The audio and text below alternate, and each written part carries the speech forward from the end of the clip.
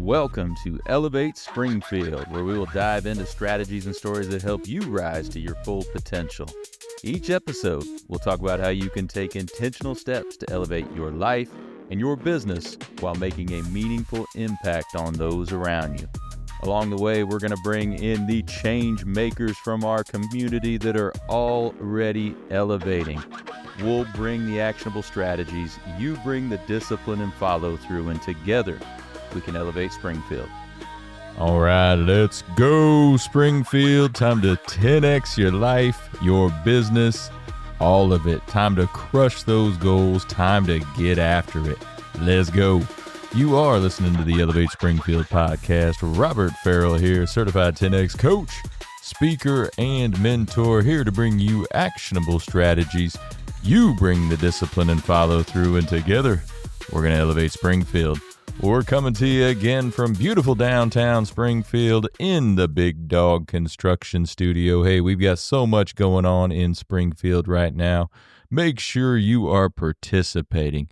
Get out there, network with folks, be a part of the community, support local businesses, support local nonprofits, and let's go. We can all grow together.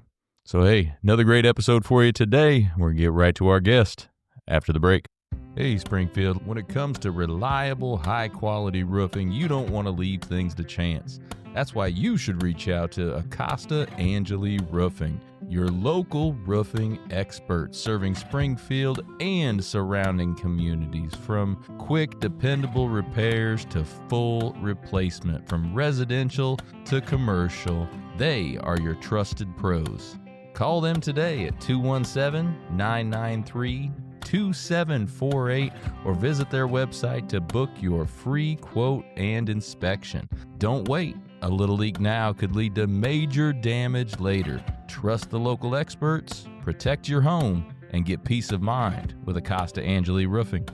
All right, and we are back. Hey, joining me in the studio now, man that's had a lot of impact on small business, a man who's had a lot of impact on the university here in town. We've got Bruce Sommer. How are we doing today, Bruce? Hey, Robert. We're doing wonderful. Great to see you, and great space. Thanks for the invite. Appreciate it. Love downtown. I know, with your work at UIS, you're downtown at the Horseman building here and there, so you assume like downtown area as well. So every community I've been to has a thriving downtown. I think it's the key to prosperity in our community. So always committed and love that you're down here as well. No doubt about it. Well, Bruce, I'm looking forward to learning more about what you do, all the things you've done over the years with the university and with venture capital and things like that. But first, let's learn a little bit about Bruce. Tell us about your background. Yeah, I grew up here. I left undergrad to Bloomington, Illinois Wesleyan, and then shortly after that, Colorado, then Maryland, and then started grad school at the University of New Hampshire. There was around 1998 when the dot-com era was just, in its infancy, and then thriving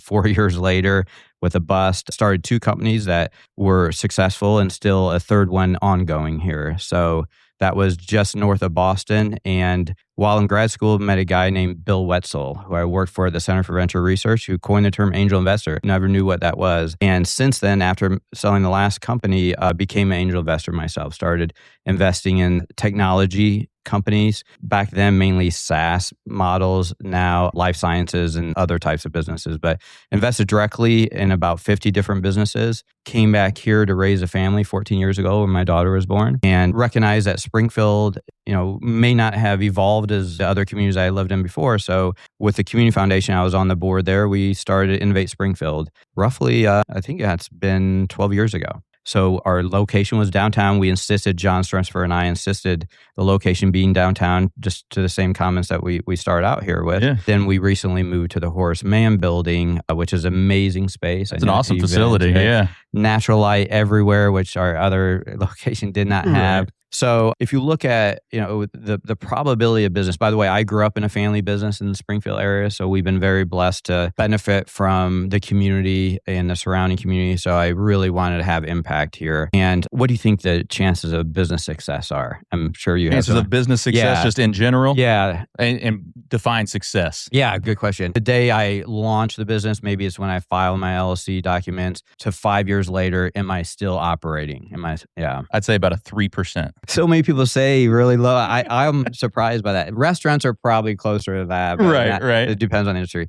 But the data I look, if you look at SBA, it's probably about 40 to 50%. They'll say the data I look at, there's a guy named Timmons who's no longer doing it, but about 25% chance that a business will continue, to that point. And so what I love about business incubation, if you go through the programming, have co-work where you collaborate with other startup entrepreneurs, we can turn that on its head.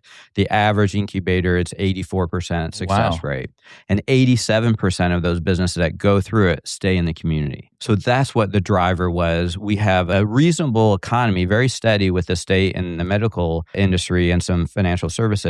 But what we don't have is diversification. So how do you build that, in my opinion, and with John Stressfer, is to create startups, encourage startups, flip those odds on their heads and try to attract other startup entrepreneurs. Hopefully some technology, some traditional businesses that we're proud to say that many are here at its height. We had 93 members starting over 60 businesses. Created about 300 jobs in our local economy. That's awesome. And that's a huge increase in that success rate. That's massive. Isn't it wild? Yeah. It's the collaboration, it's the mentorship, and some of the programming. And we've been going strong ever since. So really, really proud of that. Yeah. Awesome. So those first two companies that you sold back then, what were they? Yeah. Software, e-commerce companies. Yeah. And then the third one, we helped other businesses put their business online, basically. I didn't know anything about HTML, taught myself that back then with my partner in grad school. So he and I launched a business doing that. And we grew up in an industry where you would value companies. The company we sold was a very operational focused company. It was retail. I felt lucky with 7 to 8 times our EBITDA number, our earnings. These software companies were selling at 10 and 20 times their sales. So I said, this seems like a better way of doing this. So what I found, I wanted to share that with others. Traditional companies, I'm absolutely not against, but there's these other options. You can create a company in a short amount of time and create value if you can scale it. Right. And software and SaaS and now AI are good opportunities for that. So for those out there that might not know what EBITDA is. Yeah, earnings before interest, tax, depreciation, amortization. There you go. It's just a net income roughly with all those other things taken out. Right. Yeah. So what got you guys interested in doing that, those initial first couple of companies? Well, opportunity. Yeah. And to impact market and then impact society. I've been lucky on the economic side. And if you ask any entrepreneur, if looking back at how hard it was, would they have started their company? Most say no. Right. But then they also say the next sentence is, thank goodness I did because of the experience they had. It's hard, but what attracted me again is the scalability of it and then the economic return, but also the impact that software could have on society. In that case, we were creating efficiencies across different companies. Sure. And then reaching a wider market than we could have otherwise done without the technology. Yeah. So with the incubator type of situation, what do you help companies do? First off, when they first come to you in that incubator setting, what are some ways that you guys help out and collaborate to get that success rate up to what it is? This is going to sound bad, but you screen. Yeah, meaning no one likes to hear their baby's ugly. And people come in with these ambitious ideas. And the first step in the programming, they sit, they have co-work space there so they can collaborate across other startup entrepreneurs, which is very helpful because, like I said before, it's extremely hard. But it's a thing called customer discovery. They say, I've got this idea. I'm the biggest customer. It brings value to my life. Therefore, everyone's going to find value. So no, they're not. Go out and interview 100 potential customers. And here's, we walk through that interview process and we keep, open-ended questions, get depth into, are they willing to share this with others? How much are they willing to buy? What price are they willing to pay? And they oftentimes, about 60 to 70% of the times, they come back from that exercise and have a change or maybe a pivot from what their original idea was. Like, shoot. Had they not done that customer discovery, they would have launched that business. The market wouldn't have supported it.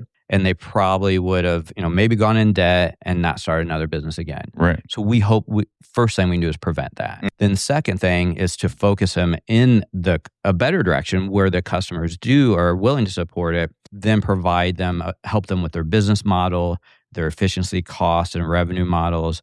And then back in the old days, we put business plans together. We don't do that anymore. It's just a pitch deck for 10 minutes or so with, unit economics, And then how do they get financing and who's the best source of financing for that? And why the switch there? I would imagine there's some people out there that would say, well, yeah, you got to do a business plan. So why the switch from no business plan to just a pitch deck? Banks tend to want business plans. So if it's a bankable business, traditional bricks and mortar, we definitely do that. If it's funded by an outside party, it's just a matter of formatting and efficiency, where a pitch deck has all that higher information on it. The management team's number one, the opportunity, the risk, how do you mitigate the risk, and how the financing sources, a little bit about the technology if there's technology. But that's just done in a much more accelerated rate now. Instead of, one of my businesses was putting 40 to 60 page business plans together. It took 3 months. Now we can put pitch decks together in a matter of weeks, right, and then go out and test the market. As you probably know, the lean startup model, where we know there's things we don't know. So let's not launch it with this big, long group of very involved assets. Let's do it in very small sections of those and then get some market feedback. And that's kind of part of that theory. Yeah. Start smaller. Makes sense. Yeah. So if they make it through the screening process and they're in the incubator, do you have a framework that you use moving forward with them? Is it specific to an industry? How does that work? Yeah, good question about specific to industry. What we originally debated a lot before we launched it was, what are the assets in the community? Again, state government, medical, maybe commercialization of some of their technology, and financial or supportive services, business services. But I was determined that we wanted to cast a wide net and include all industries, which I'm happy we did. But we did focus on those three a bit. We brought experts in from those areas. But then, after customer discovery, it's just validating the plan and then helping them literally launch it in a very, like I said, lean fashion. Don't put all the features in your product yet. Go out to the market and get it validated, because we know we're going to be wrong the first time. We just do that. The data right. support that. So we encourage that, and then we connect them with mentors, not only from Springfield, but from around the state and country. The wonderful thing about the University of Illinois in Springfield, it's also connected to the University of Illinois system. I also teach in Champaign in the engineering school. I help engineers start companies. And the University of Illinois has one of the largest living group of alums, almost 900,000. Oh, wow. And experts in their field. I didn't realize it was that big. 900,000 is one of the biggest in the world. Yeah. And so we have a great network of experts that we can reach out. But that's the key to flipping that on side, is finding people who have done it before in these industries and connecting them with our startup entrepreneurs. Right. You said something a second ago that's really interesting. I think a lot of people get hung up on is when people, launching a product or launching a service, it doesn't have to be perfect, right? When you get it out there, right? You get it out to the market and then you can adjust from there. How important is that? Do you find a lot of people get hung up on that? We're like, I'm in this research phase forever trying to get my product right and never quite make it to the starting line? Most, especially engineers, they're obsessed with the technology and they don't know the market well. And that's, as you can appreciate, the magic that I've been lucky to find in general is finding that engineer who is obsessed by the product or the technology, coupling them with the business person, knows the market. Mm-hmm. And there's tension all the time there. Know that feature, know this feature. But that's why the customer discovery, the 100 people that we get in front of, will lead it. Because what I learned in marketing is I know I don't know the market until I act in it. So the customers get to kind of drive that. The ones that aren't successful are the ones who do get stuck on those features, and they don't launch. And then a competitor comes in front of them, or they launch with a too heavy built product. Right. And then we unfortunately, don't see it in the market until distressed. And many of these times, and we will do this as an investor now, because of that, maybe they overbuilt it, they don't have enough funding, now it's a distressed sale, and now someone else comes and scoops it up and then launches it in the market successfully. Right. Yeah, absolutely. And I think it's really easy for people that are super technical into that to fall into that trap of just continually trying to build and build and build and never get it out there. Whereas people buying it, they're not necessarily concerned with all the technical specifications on it. They're, hey, what problems does this solve for me, or what does this do for me? It's not the nitty gritty of how it's built necessarily. And then customer, frankly, especially in new stuff that we deal with, new markets like AI, the customer doesn't even know what they want out of it until they take it for a test drive. So get it in their hands first before we dump all our resources in. We need that dry powder in incremental ways. Yeah. Let's delve into AI a little bit. How is that changing industries that you work with or what you do or anything? Gosh, it's changed so much. For the incubator, we use, like I mentioned, on the walk over here, which was, 6 minutes at best, which is great. A friend of mine was standing in line for coffee once, and he texted me his slide deck. I said, "Oh, this is cool." Slide deck being, here's his new business he's putting together. He said, "I just put it together in 6 minutes while I was waiting for coffee with AI, the slide deck, which would have taken weeks and weeks, previously." And so we do that in a class in real time. We create a pitch deck in the classroom, and it's called Startup Roadmap. And then we create these AI agents. We give them assigned roles as consumers. You are, Robert Farrell in Springfield, Illinois. You're X age. You've lived in this. This is your background, your demographics. Now, what would you do with this product? Right. And we create many of these. And there's our instant 100. They're AI customers, fictitious customers. And then that hones that opportunity down. Oh, I want this feature, this feature, this feature. And if we don't have the makeup of that in our community or in our market, then we'll kind of either adjust our business model to the ones that are in this market. So that's changed. And then we go and then stress test that with real customers. Okay. So that has accelerated our process. If we sat here a year ago, I said this 2 years ago, 5, it's never been an easier time to start a business. An LLC document is $100, I think, in Illinois. And then it takes 20 minutes online maybe. And to create that pitch deck, you can do it in 6 minutes. And then obviously you have to go out and deliver on your product. Sure. But you, as you know, can create on so many different platforms, software right now, apps and integrated systems. Teaching myself HTML was tough, but a little vibe coding. We had a student, she was in her probably late 50s, early 60s. And I said, she had this great idea of converting a very manual process into a digital process. She's like, "I need to hire a software engineer." I was like, "No, just vibe code it." Right. And she did it within 3 weeks. Nice. And she had a product in week 4. And she's like, "No way I thought it would ever be able to do Come on. that." And now it's launched in those 8 weeks. Right. Yeah, it's amazing. It is amazing. So when you went and stress test what the AI customers thought compared to the real ones, was it pretty good? It was different. And the first time we did this is probably 2.5 years ago. But now it's narrowing down what a real customer and an AI agent acting like a customer would be. Yeah. Okay. It's, I don't know, 20-25%. Now, there's still risk to this, of course, because AI folks like to give you praise. "Oh, this is the best thing ever. Here's what I change about it." So you have to be careful. You can't put, again, it's lean startup. You get the feedback, you validate it, and you slowly validate in the market still. But it accelerates this. And then it creates, most startups will pivot in some way or shift. About 90% of the time, we go into a startup thinking, this is how it's going to be, and we're either find a better market or even shift our product almost completely. This accelerates that. Okay.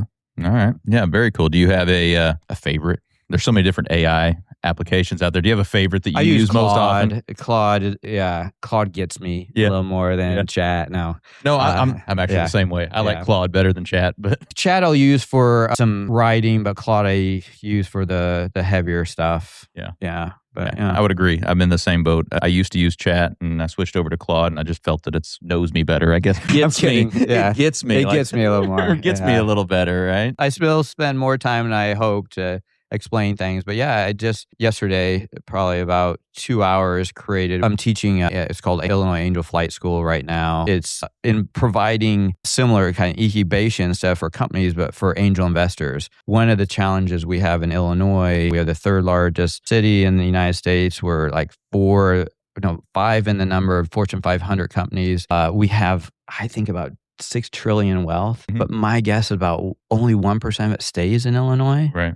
And it goes to the coast. And so if we can help empower local accredited investors, wealthy people, which I think is about 2 million in Illinois, to keep that money here and invest in startups, the University of Illinois, there's origins back to almost every of the top startups in the country. Tesla, not Facebook, but eBay and Yelp and all these.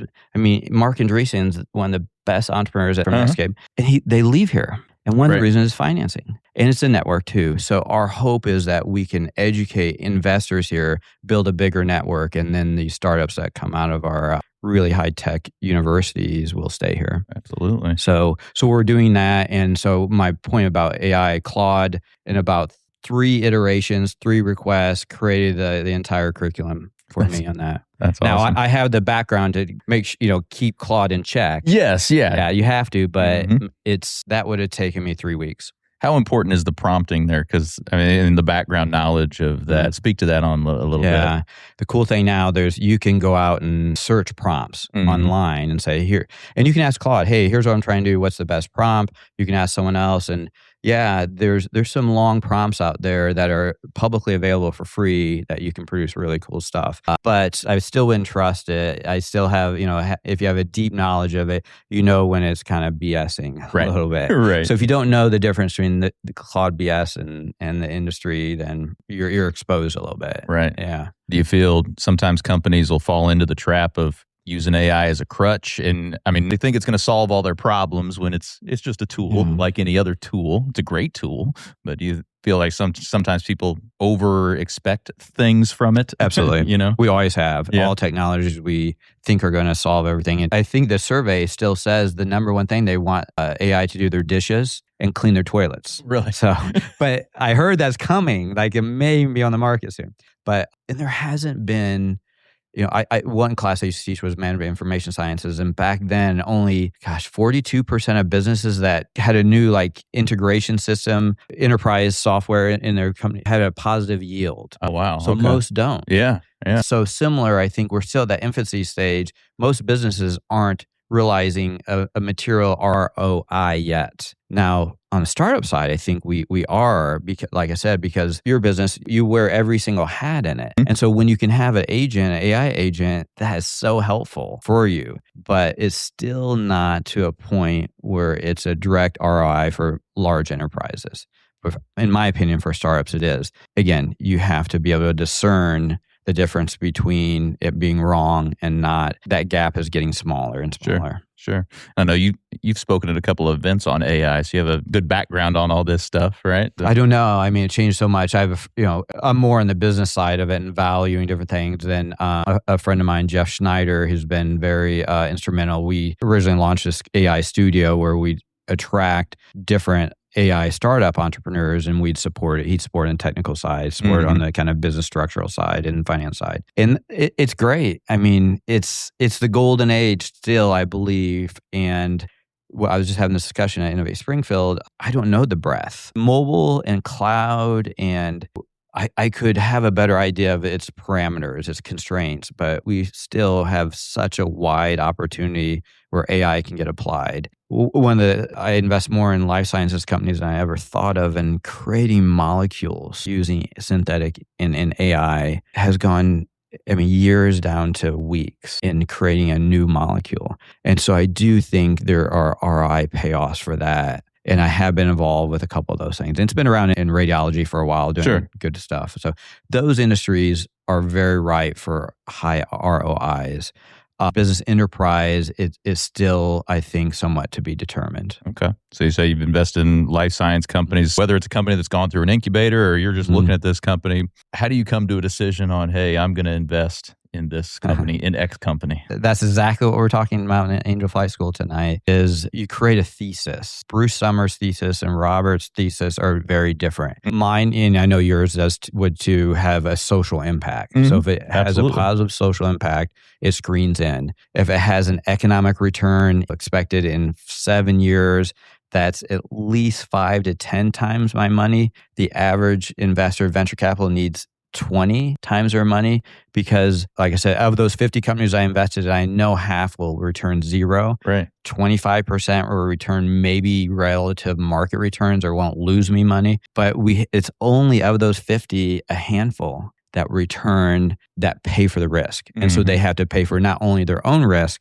but all those other losses that I've accumulated over time. So that's 20, 30, 40x. On average, the average angel investor will make the IRR is about 27%, which is better than the stock market. Oh, yeah. We've had good stock market recently. So it has to have those economic opportunities in order for me to make, that high risk investment. And again, the impact. And then I get a little more interested in certain fields, certainly AI right now. And now I'm learning more about life sciences in the Springfield area. I believe our best opportunity are researchers at SIU School of Medicine that I invested in historically. And then software folks here in Springfield. Why software? Scalable, easy, we can start one today and we can maybe get some traction of 1 million customers within months. Yeah. So those are some of the criteria I use. Okay. Yeah. So of course you sold the 2 businesses early on, but what was that first one where you were, the venture capital side that you invested in that was really a hit? And you don't have to tell us the company necessarily, but what was that first hit? You're like, oh man, this is it here. Well, the first deal that went through our group, we pool our capital with other angel investors so we can kind of spread the risk and get expertise with our intellectual capital. Bruce is very limited in his finances and his capacity to evaluate deals. So we join with other 50 people. Yeah. The groups was this company called Punch Bowl, which it's still going well. I think it was my Punch Bowl, then it changed to Punch Bowl. But it was like an Evite. It was a digital system where I sent out invites and then I could organize parties and I could sell things through vendors. Okay. So that was back in the e-commerce day, 2004. Enterprise software, our biggest exit, we got super lucky with an enterprise software company called Eris. It struggled for a while. Venture capitalists had a lot of money in it. We came and bought their interest out at like a 1.3 million dollar valuation, the very earliest, and then we ended up selling it for about 890 million. Ooh, so that's a nice deal. Yeah. And so what the key was, we brought back the founder that the venture capitalists kicked out because we had faith in him, but then we put it open source. So we gave away the software and sold training services and extended services for the enterprise. And then it turned into product development software over time. But that's the thing is it evolves. What you start is not going to be where you finish. And so that founding team was just incredible at doing that. And now they're investors in our group. So yeah, and it's gone the gamut. Again, software, life sciences, molecules, some hardware, medical hardware I don't like. Consumer products I like less now. Haven't been super successful in that. Another good exit was this inverter for solar panels, a single phase inverter that got bought out by Generac. So yeah. That's awesome. Been lucky. So that $890 million exit, what was the time frame on that from buying in? 14 years. Okay. For me. We had about 6 or 7 opportunities to do follow-on investing in that time. So the last money in was like 3 years. Okay. First money was like 14 years. That is awesome. Yeah. Very cool. Yeah. So those things do happen. And again, but you can't just... it doesn't happen the first time. That was company 5. Okay. The first exit was 85 cents on the dollar, and the second exit was 15 cents on the dollar.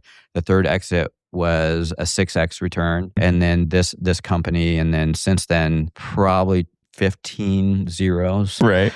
Since 2000, 2001, it's been tough because of liquidity in the market, and so there's a lot of companies that didn't do so well. Yeah. But anyway, so Eris, why does that sound familiar? It was an international company, but I'm not sure. I feel like I know a company named Eris, but it's a somewhat common name, but Eris Corp is still around. Okay, well, very cool. So you've taken all this knowledge and experience, and you've helped out with the Sangamon CEO program. You're instrumental in how that's been going over the past 12-ish years, right? 2014. Yeah. So exactly. Yeah. So and remind you are everybody. too. Yeah. Well, I am too now. Yeah. So remind everybody what Sangamon CEO is. Yeah. So it's coming back it literally is 2014. A group of citizens, and here we all experience a brain drain, and you and I talked about this before. And there's this guy named Craig Limbaugh in Effingham, Illinois, has started a high school program for entrepreneurs, and he came and gave a talk. I didn't come to his original talk, but really got to know him well over the next 3 years before he died. And I grew up in a family business here. When I came back here,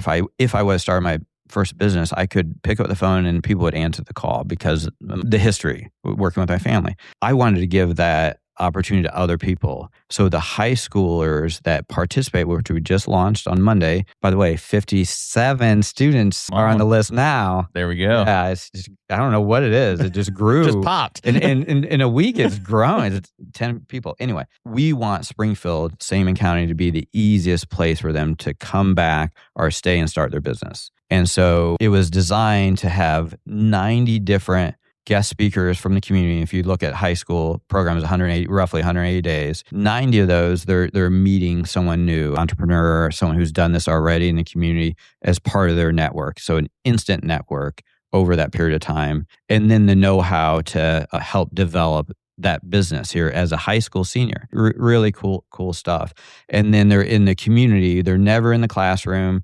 They're in a new space once a week at a different location at a business here in the Sangamon County area. And with your help, Robert, there's now 12 different high schools that are participating. I think we have 14 maybe in the county. Yeah. Well, if you do all the schools that like CACC serves, it would be 25. 25, because Menard County, is it or not? Is Athens that would be the only one that would be up there. Outside. Yeah. So just incredible. And I just, fell in love with the idea. We've had great success ever since. A whole group of, founders back in 2014. And they're just, most of many entrepreneurs themselves. And everyone says, if I had this in my high school, I'd turn out differently. But yeah, so now our relationship with CAC has been incredible. And there's a group called iVenture Ed that helps support, pays for some of the expenses. And yeah, it's so fun. Love it. Yeah. Any success stories over the years of maybe a CEO student that maybe went into the incubator or started their own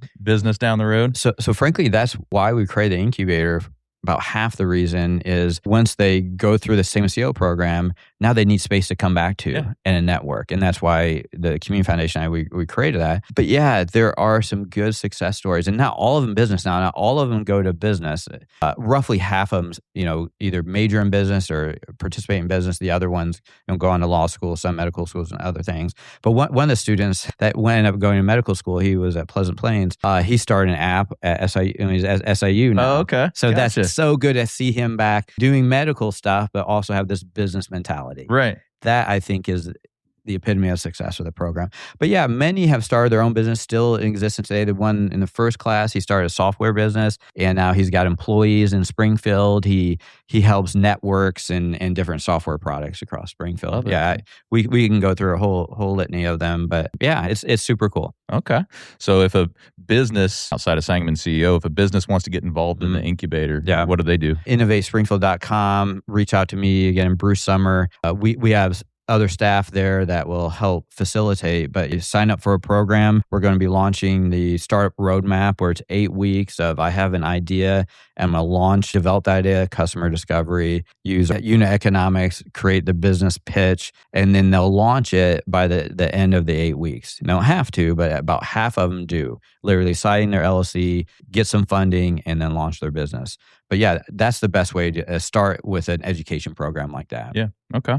So we touched on it a little bit earlier, but maybe somebody's out there thinking about starting a business. What's some questions that should be going through their mind right now as they're looking toward starting that? How successful will it be? If you want to increase your chance of success, it doesn't have to be through the incubator. Find a mentor, find someone who's done this before, find someone who will first say you're crazy, but then support you. And one of the things I think, this community can do, like you're doing now, supporting these, not just emotionally, but connect them with resources in the community.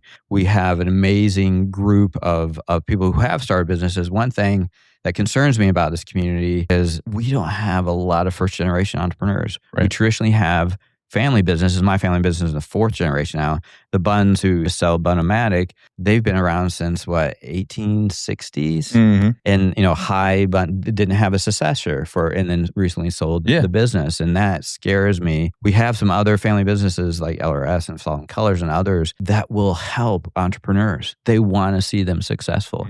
So I would suggest reaching out to some of those existing businesses and see, is this idea crazy or how do we modify it? Of course, come to Innovate Springfield, go to the Small Business Development Center, Kevin Less there, and start vetting this idea out, questioning it. Use AI, like I said, to create potential customers for this And then, of course, just go out and talk to customers. Yeah, absolutely. Well, so much great business stuff so far. Let's flip over to the personal. What are some ways you elevate your life personally? I've got a 4.5-year-old, if you look at the bags under my eye, but, and a 14-year-old who just started Springfield High School. That's number one. Yeah. And what I get motivated is provide a community for them that I want to see that they can thrive in. We talked earlier. I want them to live downtown, see people downtown. I've had the benefit of living in very cool communities that are economically progressive. I want to have them the opportunity. So I'm motivated by that.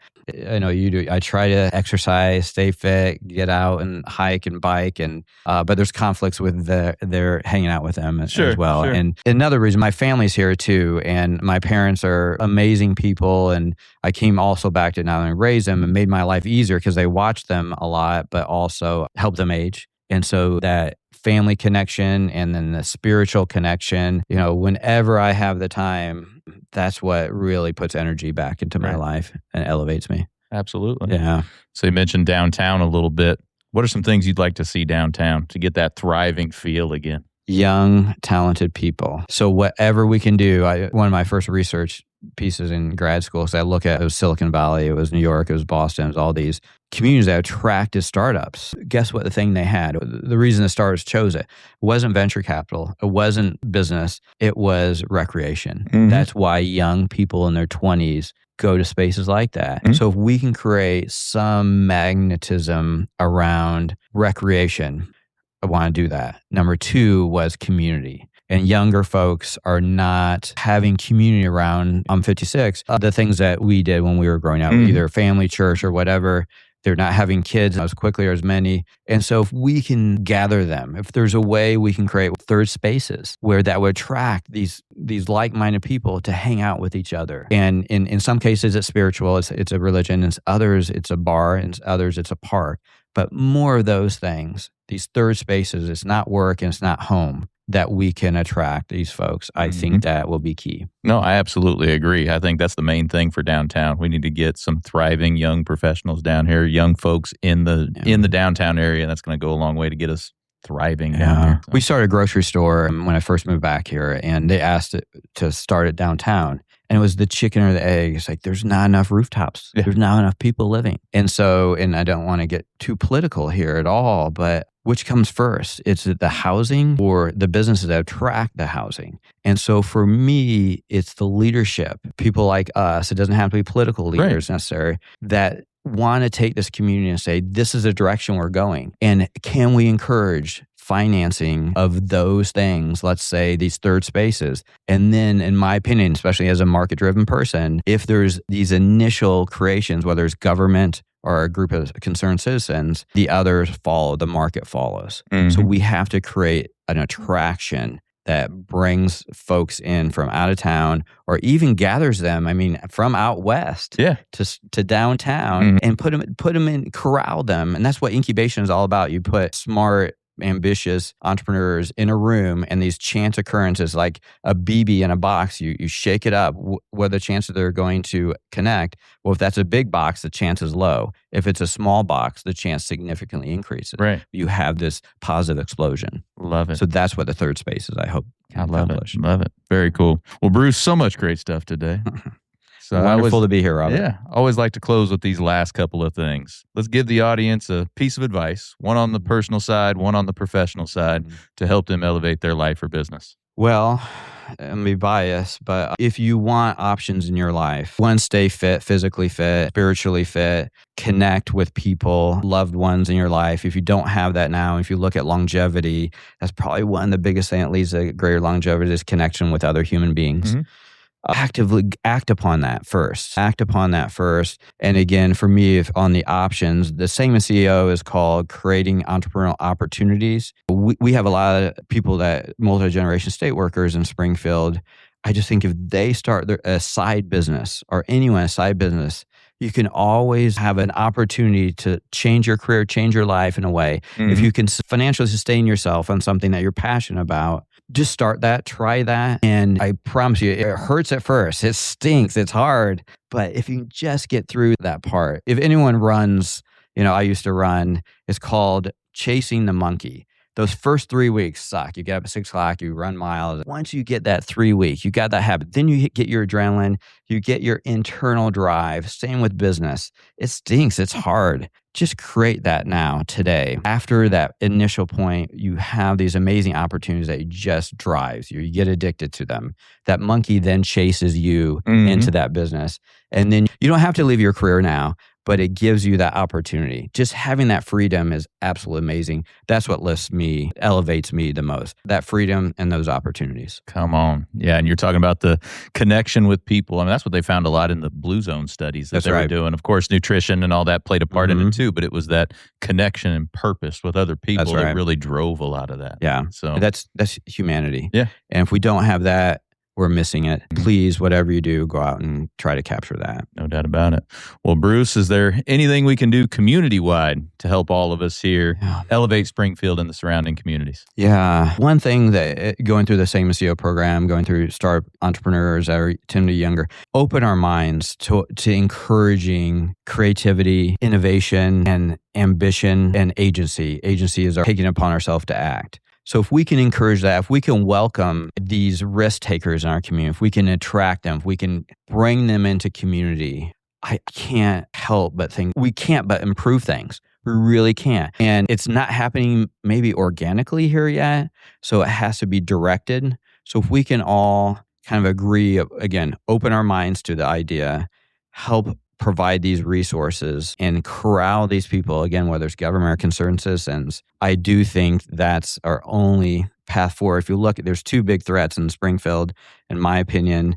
It's that brain drain, that lack of young talent coming in to solve our future problems. We've got to get new young mindsets in here that have ambition and want to see the new challenges we face in our world with a new mindset. So anything we can do to encourage that, become leaders, again, doesn't have to be political leaders, but become leaders in our community. That's our path forward. The other thing is the lack of journalism, local journalism. And Illinois Times is growing. There's a bit coming out about that. I think they just published that. But yeah, those are how we do it. I think, Robert, we've been at it a while. It's been 15 years for me, and it's ups and downs. Right. Love the idea of elevate. Just like there's turbulence sometimes where we drop. Sure. So we need this collaboration. We need this community so that fall ain't too far down, and then we lift each other back up. So come on. Thank you for doing this. Love Robert. it. Love it. Appreciate it. I love doing it. That's the best part about this podcast is being able to learn from all these different folks that have come in. There's so many people that are doing great things in our community, and I love being able to spotlight that. Yeah. So let's get them together and let's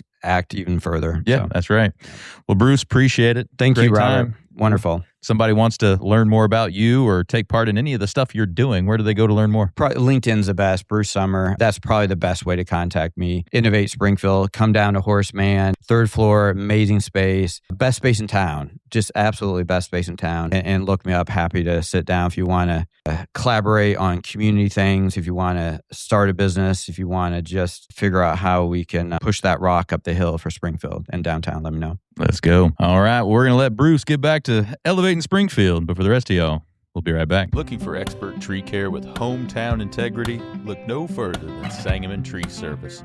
They're your trusted local pros, delivering quality workmanship, exceptional customer service, and fair, honest pricing every time. Whether it's trimming, removal, or storm cleanup, their team brings professionalism and care to every job, big or small. Call the name your neighbors trust, Sangamon Tree Service, or visit them today at sangamontreeservice.com. Sangamon Tree Service, rooted in quality, built on trust. Looking for personalized insurance with hometown care? David Hilst American Family Insurance Agents here to help you protect what matters most, your family, your home, and your dreams. Whether it's auto, home, life, business, David and his team are proud to serve the Springfield community with trusted advice and reliable coverage. Local service, real relationships, peace of mind. Call today or stop by their office. They can build your dream protection plan together.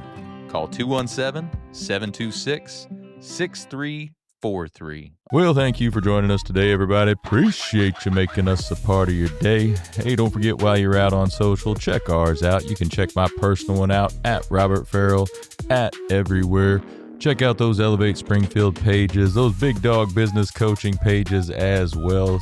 Check us out over on YouTube. Give us a subscribe, give us a like or a follow on any of those channels. We would certainly appreciate it. So hey, take what you learned today. You bring the discipline and follow through, and together, that's right, y'all, we're going to elevate Springfield. Be great.